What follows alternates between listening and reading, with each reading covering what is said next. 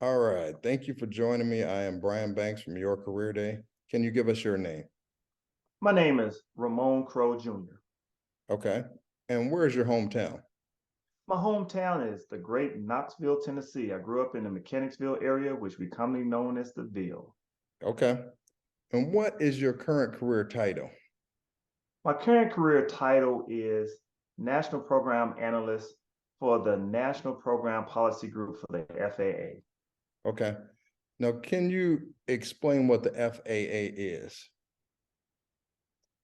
The FAA is a federal regulatory agency that provides regulatory guidance over all air travel and commercial space travel within the United States and provides assistance beyond that.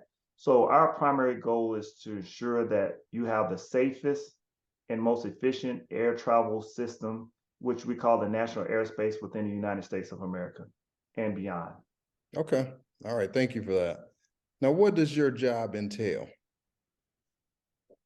My job entails, and before I go to that, I've had many jobs in my 30-year FA career. One of Mhm. my jobs is the National Program Manager. I had another job as a technical support specialist.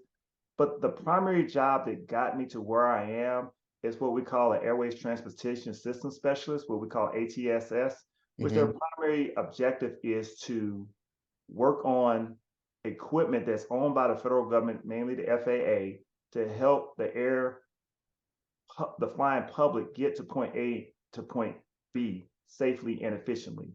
Okay. So what my job entails is generally you have a flexible work schedule, but it entails working on electronic equipment and performing preventative and corrective maintenance on that equipment to ensure that it's operational to its advertised service to ensure that you have safe air travel from point A to point B for the flying public. This includes radar systems, navigational systems, power generation systems, and approach lighting systems, just to name a few.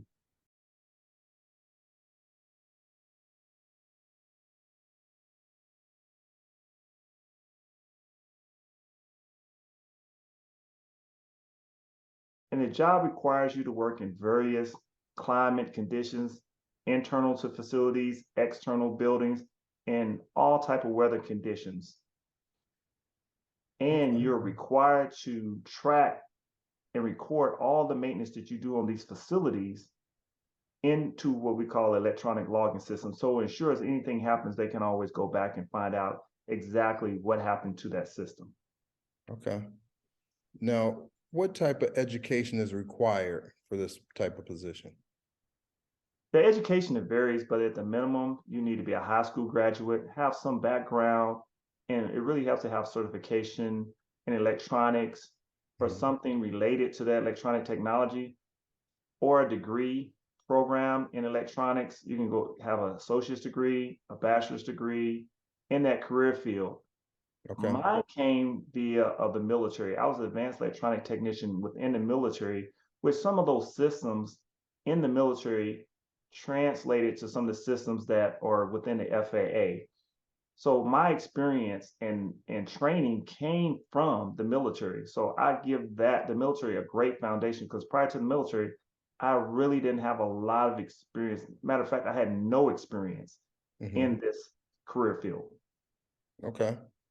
Now, what is the best type of person suited to do what you do?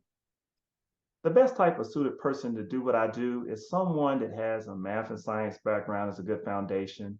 You Mhm. need to have writing skills and reading comprehension because you're going to do a lot of reading and a lot of understanding of because there's a lot of technical systems that you're going to work on. And a Mhm. person needs to be able to work in a group, in a team, because a lot of things that you work on is going to require assistance from other team members to get these things done. And Mhm. one of the things that it's a term that's really been used a lot nowadays. It used to be looked at as a negative term, but now it's used as a positive term. And you want to be a disruptor, meaning that you want to be a person that can come up with innovative ideas to Mhm. solve today's problems and tomorrow's problems without the ability of groupthink. Because we want to you want to go into a system with technology is changing constantly. We can't continue to do things that we did in my parents' time and before that and expect that we're going to still move forward in a progressive way. So being a disruptor, somebody is going to be innovative, is going to come in and come up with ideas and solutions that are going to move us to in a positive, rapid pace in a good way toward the future. And you also need to be a self-starter. You need to be motivated. Because one thing, motivation is something that can't be taught. You can be taught the technical skills, but someone is going to be on time, motivated, pay attention to detail, follow through on tasks. Those are some of the key skill sets that you need beyond the technical skill sets to be successful in this career field. Okay. Now, you talked a little bit about your road to your current position, but how did you get here? How I got here, there's always a term you hear that preparation meets opportunity. Mm-hmm. And I did not know about the opportunity within the FAA. I wanted to be a pilot when I was a child, but unfortunately, when I grew up, before I went into the military, you had to have 20/20 vision to be a fighter pilot. And that was one of my passions. But it became a subconscious thought, and I kept working toward it. And I got into the Navy, I got into electronics, and then an opportunity came for me to take an air traffic control exam. Mm-hmm. I took that exam, and at the time, you had to make a 90 or above to even get an interview. I passed that exam with a 91 and got an interview, and then they had a hiring freeze. Once they had doing a hiring freeze, they looked at my DD 214, the manager, and said, geez, you have a lot of electronics experience. So they offered me a job as electronic technician working for the FAA. So that's what I mean when I say that preparation meets opportunity. I didn't know about the opportunity down the road, but I was prepared for the opportunity, even though I was unaware of it. So that's how I got into it. And sometimes your pathway is not a straight line of sight. Sometimes there's some zigs and some zags. But if you stay consistent and have tenacity and stay focused, you can get through it. So that is how I got to where I am. And that's my story. All right. Thank you. Now, how did you know this was the right career for you? I knew this is the right career for me because it was a position that I got into and it didn't tire me down. I didn't feel like I didn't want to do the job. I was always energized about the job, and there was something new about it every day. And it constantly kept me engaged and motivated and challenged me Yeah. mentally and physically on a regular basis. So my learning didn't stop. My learning kept on going, and I always like to learn new things. Mm-hmm. So every year, every day, I almost went into learning overload because technology changes so quick. I went to so many schools, and I'm continuing to go into school because of the technology change. So that keeps me growing, that keeps me Yeah. energized, and it keeps me motivated. So that's what makes it for me is I don't like stagnation. I don't like complacency. I like to be able to constantly grow and evolve. The person I was 10 years ago is not the person I am today. And I hope the person tomorrow is not the person I am today either. Okay. All right. Now, final question. What advice would you give to someone that might want to follow in your footsteps? For me, the key is you must identify your passion. And once you identify your passion, determine what your purpose is. And once you determine what your purpose is, then allot the required time to obtain the training and the acumen to be Mhm. successful in the position that you're pursuing and seeking.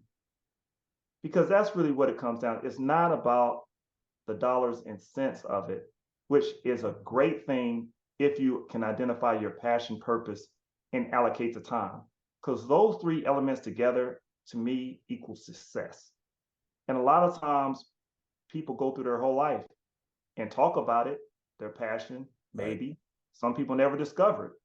Some people don't even know what their purpose driven is. But once you figure out what your purpose is and you align it with your passion, you'll never work a day in your life. And then now you know your time is not wasted because now you're focusing on things that are, as we say, in your critical path, and you're Mhm. not wasting time. So I always say passion, purpose, and time.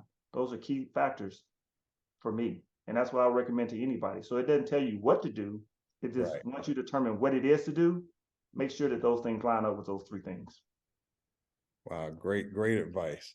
Um, I really appreciate you, Ramon, for spending time with us and sharing your story and your knowledge on your career. We wish you all the best moving forward. Thank you for this opportunity. I love what you do to get this type of information out to those who otherwise wouldn't have this information presented to them. You're doing a wonderful job. Thank you. I appreciate it.